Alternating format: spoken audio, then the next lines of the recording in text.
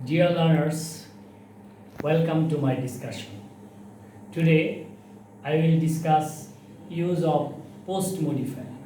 প্রিয় শিক্ষার্থীবৃন্দ, আমাদের আলোচনার আজকের পর্বে আমি ইউজ অফ পোস্ট মডিফায়ারের আলোচনা করব। তো পোস্ট মডিফায়ার কি এই জিনিসটা আমরা আগেই অবগত হয়েছি, তারপরে একটু স্মরণ করছি। পোস্ট মডিফায়ার হচ্ছে এমন এক ধরনের মডিফায়ার যা পূর্ববর্তী শব্দের পরে বসে আগের শব্দ সম্পর্কে অতিরিক্ত তথ্য। তাহলে পোস্ট মডিফায়ার হিসেবে অনেকগুলো জিনিস ব্যবহার হতে পারে। যেমন 1 নং ব্যবহার আমরা লিখেছি অ্যাপোজিটিভ অ্যাজ পোস্ট মডিফায়ার, অর্থাৎ পোস্ট মডিফায়ার হিসেবে অ্যাপোজিটিভ ব্যবহার হতে পারে। এখন আমরা জানব অ্যাপোজিটিভ। অ্যাকর্ডিং টু গ্রামার, ব্যাকরণ অনুসারে যখন দুটি নাউন পাশাপাশি বসে দ্বিতীয় নাউনটি প্রথম নাউনটি সম্পর্কে অতিরিক্ত তথ্য দেয়, তখন দ্বিতীয় নাউনটিকে প্রথম নাউনটির অ্যাপোজিটিভ বলা হয়। আমরা দুইটা উদাহরণ দেখেছি, উদাহরণগুলো দেখলেই তোমরা বুঝতে পারবে। উদাহরণ এতে লক্ষ্য করো, Kazi Nazrul Islam dash was born in West Bengal. এখানে ব্র্যাকেটে বলছে যে ইউজ অ্যাপোজিটিভ, তার মানে এখানে আমরা অ্যাপোজিটিভ ব্যবহার করব পোস্ট মডিফাইড নাউনের পর।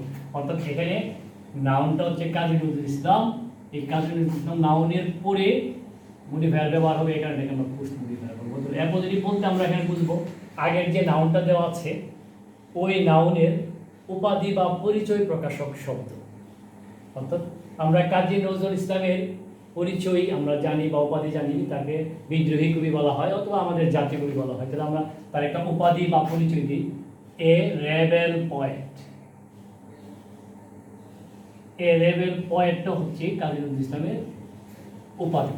সুতরাং এখানে এইটা অ্যাপোজিটিভ ব্যবহার হয়েছে এবং আগের নাউনের পরে বসেছে, এই কারণে পোস্ট মডিফায়ার। তারপরে উদাহরণ বিতে লক্ষ্য করো, Sheikh Mujibur Rahman dash was born in 1920। এখানে শেখ মুজিবুর রহমানটা নাউন, বলবে যে এটা নাউনের পরে তুমি অ্যাপোজিটিভ ব্যবহার করো। অর্থাৎ শেখ মুজিবুর রহমানের উপাধি বা পরিচয়টা কি, আমরা তাকে একটা উপাধি দিয়েছি যে তিনি জাতির জনক। তাহলে তার উপাধিটা আমরা লিখবো ফাদার অফ দ্য নেশন। এই যে ফাদার অফ দ্য নেশন, এটা উপাধিটা এই নাউনটার পরে বসে মডিফাই করছে, সুতরাং এটা হচ্ছে পোস্ট মডিফায়ার। তাহলে আমরা অ্যাপোজিটিভ পোস্ট মডিফায়ার হিসেবে ব্যবহার হয় আমরা এটা বুঝতে পারলাম। 2 নং ব্যবহার লক্ষ্য করো, ইনফিনিটিভ ব্র্যাকেট আছে ফ্রেজ অ্যাজ পোস্ট মডিফায়ার, অর্থাৎ ইনফিনিটিভ প্রি মডিফায়ার হিসেবে ব্যবহার হতে পারে। আমরা এখন জানবো ইনফিনিটিভ কি। আমরা জানি যে টু এর পর যখন ভার্বের প্রেজেন্ট রূপ ব্যবহার করব তখন ব্যাকরণের ভাষায় এটাকে বলা হয় ইনফিনিটিভ।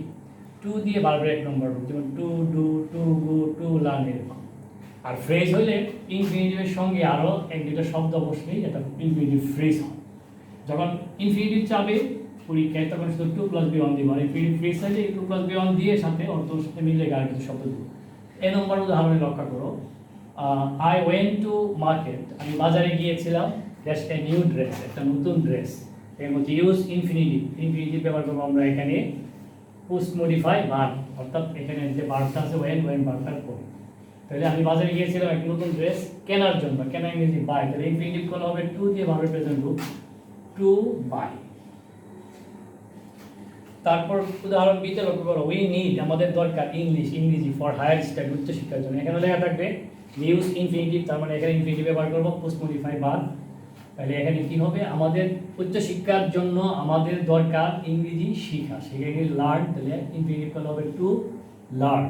তাহলে আমরা ইনফিনিটিভ কীভাবে প্রি পোস্ট মডিফায়ার হিসেবে ব্যবহার হয় সেটাও আমরা জানতে পারলাম। অর্থাৎ ইনফিনিটিভ চাইলে আমরা 2+B1 দিব, আর যদি ইনফিনিটিভ ফ্রিজ হয় তাহলে এর উপরে শূন্য স্থানে এতটুকু দিবে ড্যাশ, তখন টু লার্ন ইংলিশ আমরা দিব। 3 নং ব্যবহার লক্ষ্য করো,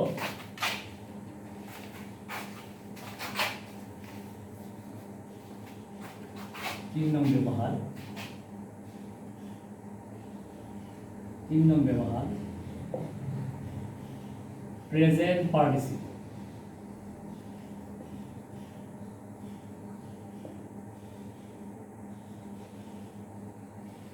প্রেজেন্ট পার্টিসিপল প্রি মডিফায়ার হিসেবে ব্যবহার হতে পারে। আমরা প্রেজেন্ট পার্টিসিপল এর আলোচনা আগেও করেছি, ভার্বের মূল রূপের সঙ্গে অর্থাৎ প্রেজেন্ট রূপের সঙ্গে যখন আইএনজি যুক্ত হয়ে অ্যাডজেক্টিভের কাজ করে তখন তাকে আমরা বলি প্রেজেন্ট পার্টিসিপল। তো এই প্রেজেন্ট পার্টিসিপল পরে বসে আগের শব্দ সম্পর্কে তথ্য দিলেই তখন এটা present participle S post modifier হয়। উদাহরণ এতে লক্ষ্য করো, I saw some boys dash cricket in the field.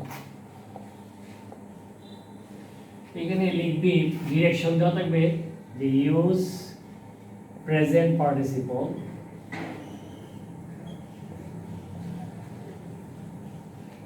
Post modify noun. অর্থাৎ এখানে আমরা প্রেজেন্ট পার্টিসিপল ব্যবহার করতে বলছি পোস্ট মডিফাই নাউন, নাউনটা হচ্ছে সাম বয়েজ। তাহলে আমরা প্রেজেন্ট পার্টিসিপল বলতে বুঝি ভার্বের প্রেজেন্ট রূপের সঙ্গে আইএনজি। আমি দেখলাম কিছু বালককে মাঠে ক্রিকেট খেলতে দেখলাম। খেলা ইংরেজি হচ্ছে প্লে, আর প্রেজেন্ট পার্টিসিপল যেহেতু ভার্বের প্রেজেন্ট রূপের সঙ্গে আইএনজি, সুতরাং আমি বলবো প্লে। প্লেইংটা হচ্ছে প্রেজেন্ট পার্টিসিপল। আমরা এই উদাহরণ আমরা বুঝতে পেরেছি। উদাহরণ 4 নং ব্যবহার লক্ষ্য করো, পাস্ট পার্টিসিপল।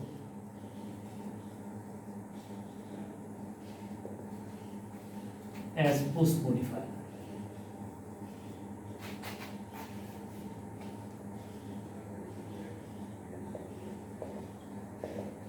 পাস্ট পার্টিসিপল কি আমরা নিশ্চয়ই জানি। পাস্ট পার্টিসিপল হচ্ছে ভার্বের তৃতীয় রূপ, কাজ করবে অ্যাডজেক্টিভে। যখন পাস্ট পার্টিসিপল চাইবো তো আমরা এমন একটা শব্দ ব্যবহার করবো যেটা ভার্ব এবং ভার্বের তৃতীয় রূপটা ব্যবহার করব, এবং এটা বাক্যের আগের নাউন, নাউনের পাস্ট পার্টিসিপল আগের নাউনের অ্যাডজেক্টিভের কাজ করবে। যেমন উদাহরণ দিই, আই হ্যাভ গন থ্রু, আমি পড়েছি, a poem dash by Tagore. এখানেও লেখা থাকবে ইউজ পাস্ট পার্টিসিপল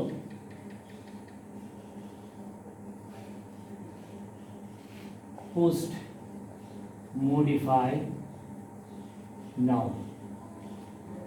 এখানেও দেখো লেখা আছে I have gone through poem, আমি একটা কবিতা পড়েছি, বাই টাগোর, টাগোরের দ্বারা। পাস্ট পার্টিসিপল, এখানে পাস্ট পার্টিসিপল ব্যবহার করবো ভার্বের তৃতীয় রূপ, পোস্ট মডিফাই নাউন, নাউনটা হচ্ছে পোয়েম। তাহলে কাজী রবীন্দ্রনাথ ঠাকুরের দ্বারা লেখা একটা কবিতা আমি পড়েছি, লেখা ইংরেজি রাইট, এটা পাস্ট পার্টিসিপল রূপে হবে রিটেন। তো প্রিয় শিক্ষার্থী বৃন্দ, আমরা আজকে পোস্ট মডিফায়ারের 4টি ব্যবহার শিখলাম। প্রথমে ছিল অ্যাপোজিটিভ, অর্থাৎ আগের নাউনের পরিচয় বা উপাধি প্রকাশক শব্দ। দ্বিতীয় ছিল ইনফিনিটিভ, ইনফিনিটিভ বললেই আমরা বুঝবো টু প্লাস ভার্বের প্রেজেন্ট রূপ যুক্ত একটা ভার্ব। তারপরে তৃতীয়ত ছিল প্রেজেন্ট পার্টিসিপল, ভার্বের প্রেজেন্ট রূপের সাথে আইএনজি যুক্ত একটি ভার্ব, কাজ করবে অ্যাডজেক্টিভে। তারপরে পাস্ট পার্টিসিপল, ভার্বের তৃতীয় রূপ অ্যাডজেক্টিভের কাজ করবে। এগুলো সবগুলোই আসলে 1 নং 2 নং 3 নং 4 নং সবগুলোই পোস্ট মডিফায়ার, কারণ এগুলো আগের নাউন বা আগের ভার্ব অর্থাৎ আগের শব্দ সম্পর্কে অতিরিক্ত তথ্য দিয়ে মডিফায়ারের কাজ করেছে বলে এগুলোকে পোস্ট মডিফায়ার বলা হয়। তো আশা করি তোমরা যদি এই উদাহরণগুলো দেখে আরও বাসায় প্র্যাকটিস করো, তাহলে তোমরা আরও ভালো বুঝবে, তোমাদের ধারণাটা আরও পরিষ্কার হবে। তো আমি আর আলোচনা দীর্ঘায়িত করতে চাই না, এখানে আমার আলোচনা শেষ করছি। তোমরা সবাই ভালো থাকো, সুস্থ থাকো, বাসায় অবস্থান করে প্র্যাকটিস করো। Thank you very much, wish you all the best and invite you to enjoy my next discussion.